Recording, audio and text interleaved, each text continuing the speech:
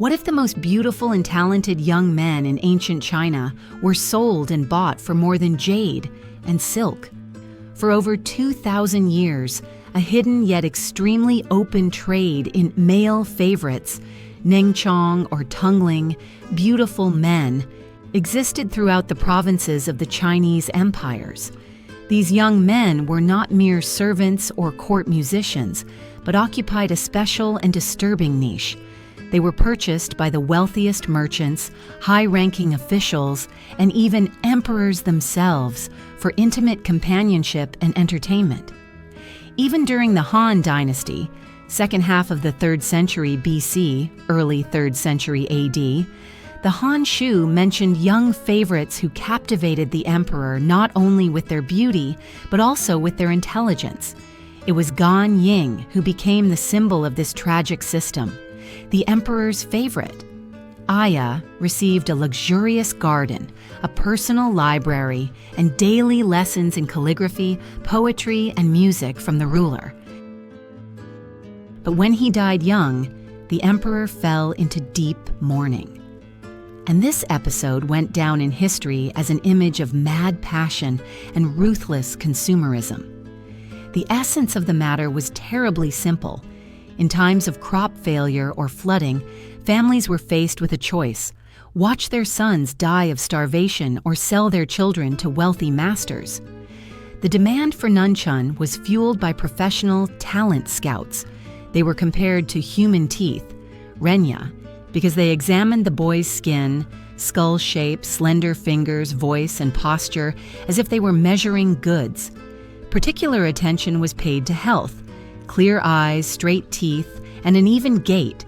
Everyone was examined with unusual thoroughness, as if they were livestock rather than children. Only after passing this ritual selection did the boy go to his new owner. Here he began intensive studies of classical Confucian texts, composing poems based on the 6-line liu form, learning to play the guzheng or pipa, and the art of refined conversation. Sometimes they were dressed in elegant robes made of the finest silk and allowed to wear perfumes with the scent of sandalwood and jasmine. Thanks to this upbringing, Nanchun were valued even more highly than some female concubines, as their intellectual vigor complemented their physical attractiveness. However, they had no freedom. Unlike the eunuchs at court, whose sole function was to serve, or the female concubines, who could eventually have children and start a family, the male favorites had only one path: to constantly maintain the interest of their master. By the age of 25, they were considered past their prime. Their beauty faded, and new boys were brought in to replace them. Many of these young men ended up on the margins of society, disappearing without a trace, or dying of disease and despair. If you enjoy these quiet stories about history, please subscribe to the channel. It's free and helps me keep going. This practice peaked during the Tang Dynasty, 7th–9th centuries, when luxurious houses of merchants and dignitaries sprang up in the capital, Chang'an. There, in the murmuring gardens and painted chambers, male favorites became part of the interior decor. Dozens of wealthy neighborhoods had their own small brothels called Nanchun, where local vagrants and poor families led boys by the hand in hopes of a lucrative deal. The same scene was repeated in the port cities of Guangzhou and Xiamen, where mercenary guards flocked to arriving ships. Neither Confucian scholars, who preached the high duty of longevity and family values, nor Buddhist monasteries, which proclaimed the need for spiritual purification, saw any contradiction in the existence of the Nanchun. They turned a blind eye to the fact that these boys were being broken in body and soul, turning into nameless hostages of wealth and unbridled curiosity. The consequences of such treatment were tragic. Those who managed to get even a modicum of education fell into a vicious circle of dependence. They knew too much to hide and too little to escape. Many of them kept diaries in which they described their master's breakdowns, the torture of jealousy, and their endless self-hatred. But these writings never made it into the official chronicles. They were kept in the secret grottos of luxurious villas. The fate of each male favorite depended on the whim of one person. Even when peace came to the empire, their personal war with themselves continued until new faces came into fashion and they finally became forgotten shadows of luxury. It is this dark aspect of Chinese history that remains virtually unknown to the general public today, even though it is as real as the legends of the splendor of the Forbidden City or the exploits of the generals of the Song Dynasty. Imagine a boy who, upon crossing the threshold of a luxurious palace, loses his name and his past life forever. He is renamed Jade or Autumn Moon. But these poetic nicknames are not meant to be affectionate. They serve to emphasize his complete subjugation. The parents of such children hardly ever saw their sons. In 1800, later, during the Tang Dynasty, signing the contract meant saying goodbye forever. The term of service lasted 10 to 15 years, but not everyone survived the grueling training and cruel treatment. The mortality rate exceeded 40%. Historians have estimated that only 60% of the boys survived to the end of their training period, and the rest were buried in unmarked graves without their families ever being informed that their child had died. After their release, an inhumane period of re-education began.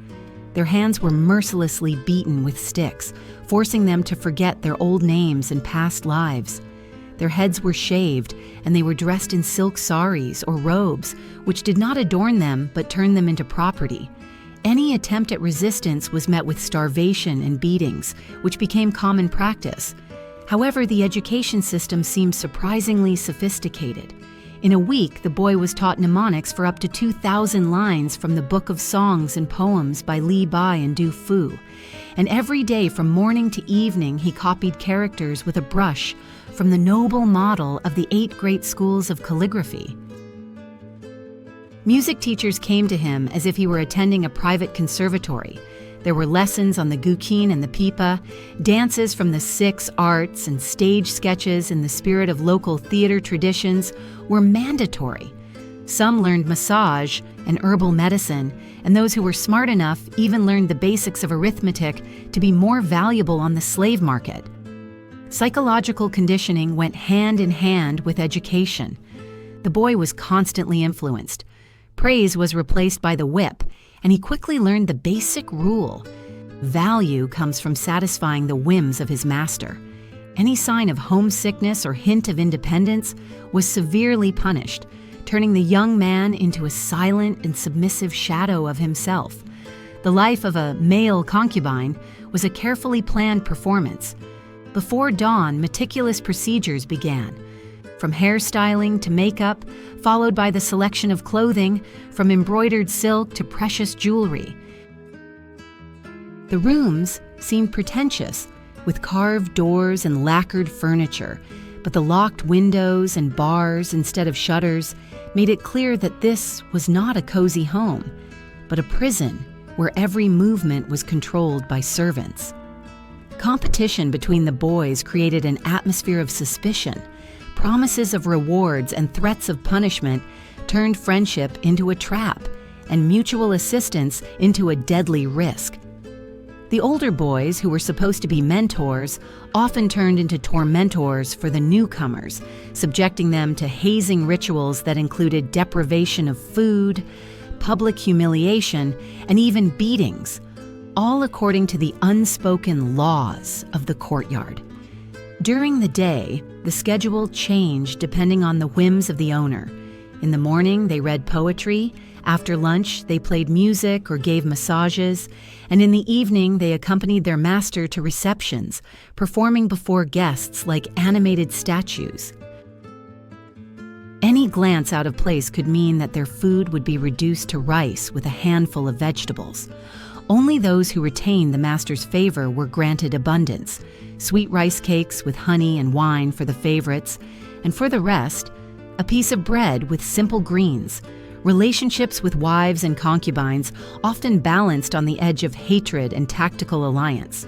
Sometimes male concubines and women would unite to oppose the tyranny of their masters, but more often they found themselves in conflict over the minimum subsistence level and the lord's affection. Women often envied them. Education and privileges made male concubines closer to the master than the wives themselves. Medical care was practically non-existent. At the first sign of illness, the merchandise lost its value. Those who contracted fever or suffered from exhaustion became useless and could be abandoned to their fate. Within these walls, the boys became shadows of their former hopes, and their beautiful names were nothing more than an eternal echo in the corridors of luxurious cells. Imagine a palace where secret passions and deadly intrigues lurk behind the glamour of precious fabrics. In traditional Chinese medicine at that time, there were too few means of treatment, and many simple illnesses ended tragically without proper care. Wounds from beatings or accidents were healed in secret.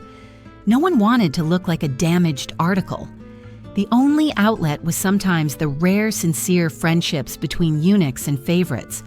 Together they survived in this world of intrigue, devised cunning signs, shared their meager bread, and secretly made plans to escape.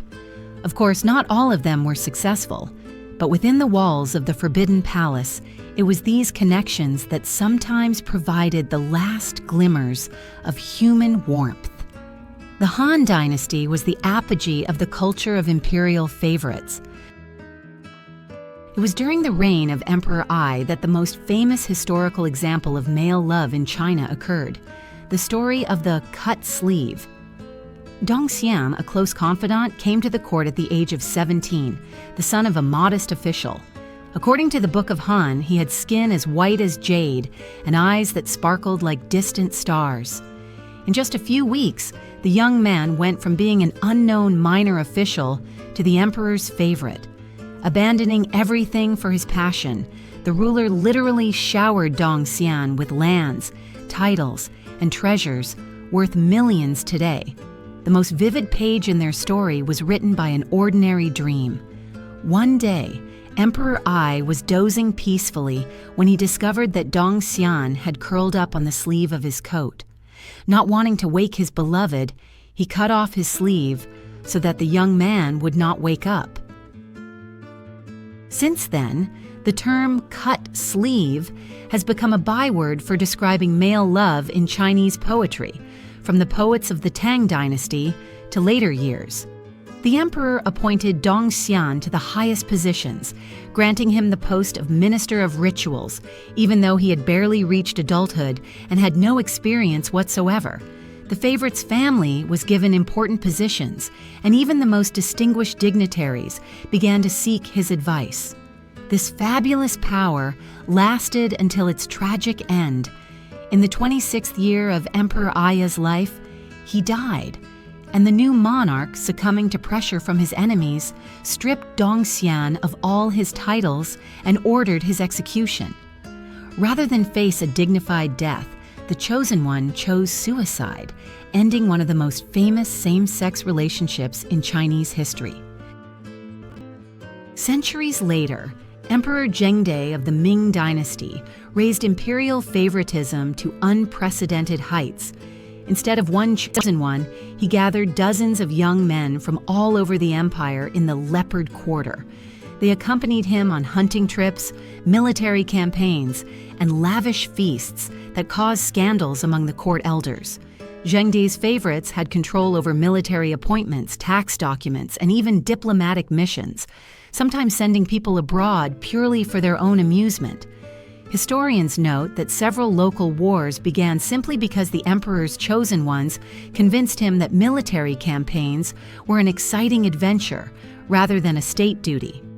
During the Qing dynasty, the authorities attempted to curb such practices with strict moral codes.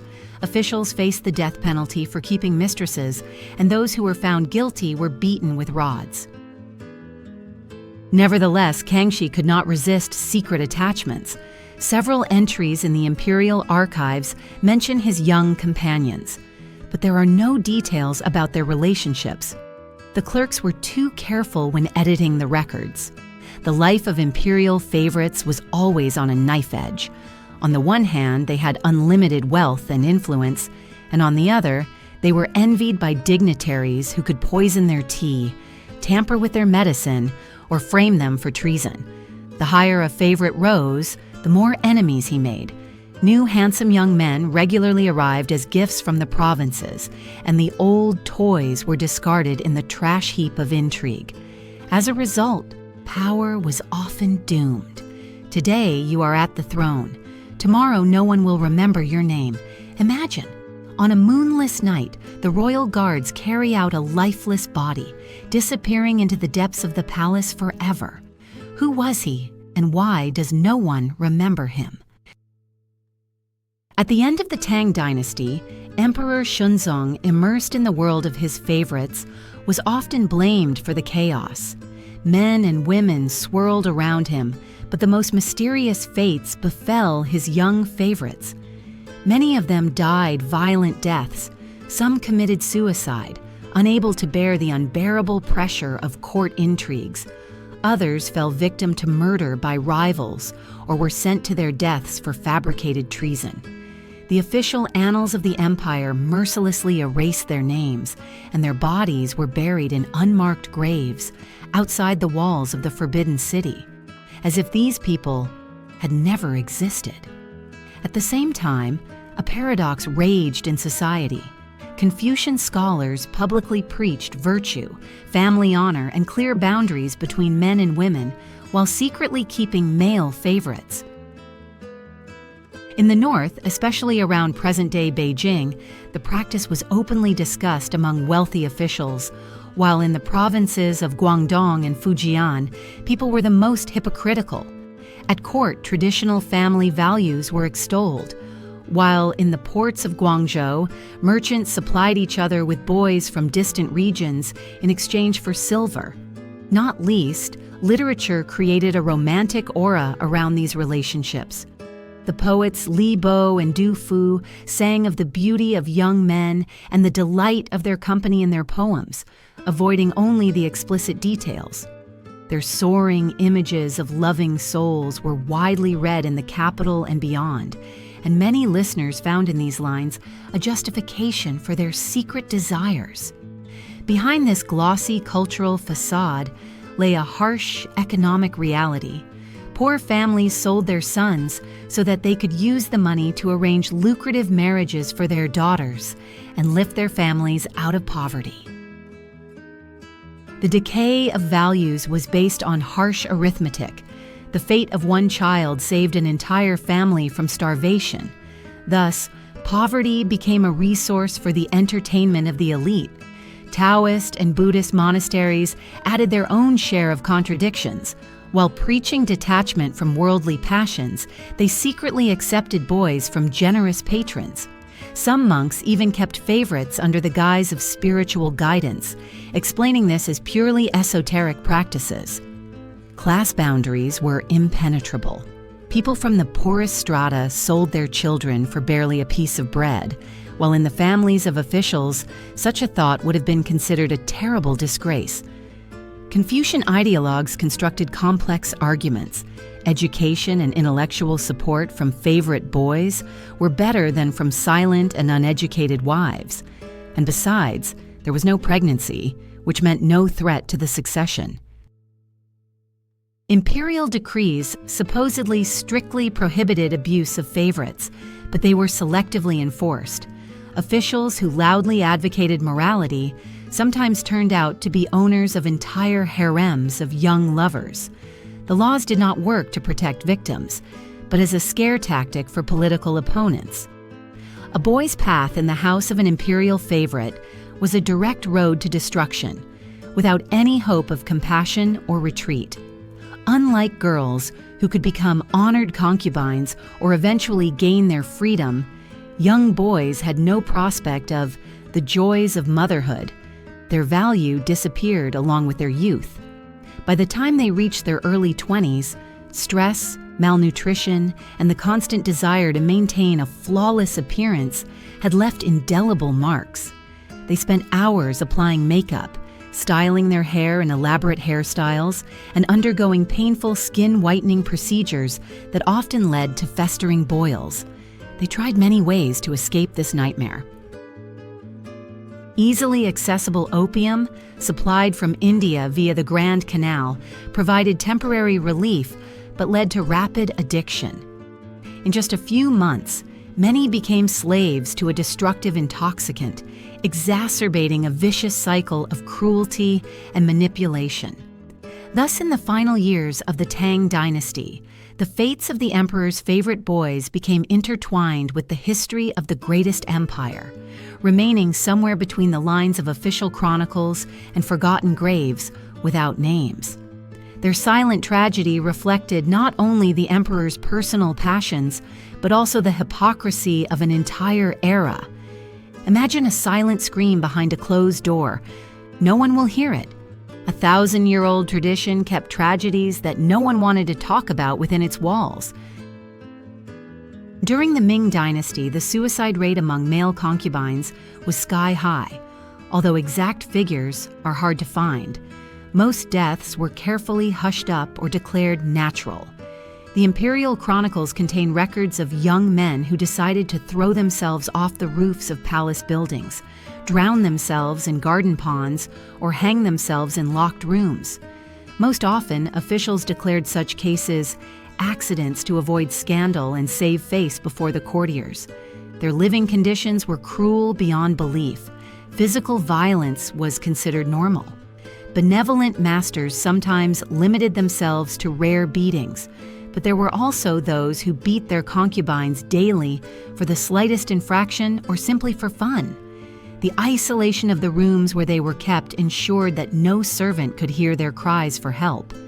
No one dared to intervene for fear of sharing the fate of the rebellious young man. Medical care at that time was primitive and sometimes dangerous. In traditional Chinese medicine, there were few ways to deal with psychological trauma. Wounds from beatings were disinfected with herbal poultices, often made from white onions or bitter wormwood, and improperly applied splints for fractures left many permanently disabled. It is known that the court physician Yang Ping complained in his diaries in 1606 about the hopelessness of the situation. Injuries turned into festering wounds, and depression could not be cured by any known remedy at the time. The psychological pressure was worse than any whipping. Young men were taught to consider themselves deprived of their right to a personality. They were valued only as tools for their master's pleasure. Nevertheless, informal mutual aid networks gradually formed within the palace walls. The concubines secretly passed information to each other about the most cruel masters, suggested ways to escape, and shared advice on how not to break under the weight of humiliation. These connections sometimes became their last hope. Letters hidden in bundles of herbs or secret messages sewn into the sleeves of their clothes gave them a chance to keep their sanity and hope alive. Even more rarely did they manage to gain their freedom. Only a few male concubines, thanks to their outstanding abilities in writing, drawing, or knowledge of classical Chinese texts, were transferred to the ranks of respected scholars, artists, or merchants after the death or exhaustion of their masters. This required not only talent, but also luck and the patronage of influential people, privileges that were unavailable to most. Over time, the practice of keeping male concubines declined. By the end of the Qing Empire, under pressure from Western influence and modernization reforms, traditional foundations began to crumble. European missionaries, British, French, and American, were shocked to learn of the fate of those imprisoned in the courts and described the cruelty of the system in letters home. International public opinion spurred the Chinese authorities to make changes. With the fall of the empire and the establishment of the Republic of China in 1911, legislation officially banned the keeping of concubines, both male and female. But in remote provinces, the tradition lived on in whispers for decades. The last generation of male concubines was abandoned. Many died of starvation or disease, never having learned to survive on their own. Others disappeared into the crowds of vast China, taking their tragic stories with them. After the communist victory in 1949, mass purges of the old order began. Former male concubines were summoned for interrogation and required to reveal the names and acts of cruelty of their former masters. Some were sentenced to death as symbols of the rotten past, while others were sent to labor camps for re-education. Today, there is virtually no mention of male concubines in official chronicles. History has been carefully sanitized, and the subject remains taboo because it destroys the image of a noble tradition. Scholars attempting to lift the veil are confronted with destroyed or hidden documents and closed archives. The tragedy of male concubines in ancient China is a reminder of how people can justify cruelty for the sake of the powerful. Their fates teach us not to let our guard down. Even today, when it comes to human trafficking, child labor, or various forms of forced servitude, the methods of exploiters largely repeat the forgotten pages of the past. Imagine, entire lives have been erased from people's memories, like inscriptions on old tablets. These young men, whose names have long since been wiped from the pages of history, deserve to be remembered not as curiosities or symbols, but as real people who suffered and died in a system that turned them into commodities. Imagine how many souls were driven into the triangular trade between Africa, Europe, and America. About 12 million people from the mid-16th to the mid-19th century alone. On rickety ships, they endured disease and starvation, and then worked for years on sugar plantations in Haiti or Louisiana, where their value was measured in gold coins at auctions, and families were separated forever. Their stories remind us that progress is not guaranteed. Societies can slide back into cruelty if we turn a blind eye to the suffering of others. All it took was the indifference and silent consent of those who passed by the shore at the pier for hundreds of lives to come to a tragic and nameless end. But what they left us with is most important. Human dignity is not for sale or a commodity. Regardless of cultural characteristics or the era in which violations occur, human value remains inviolable.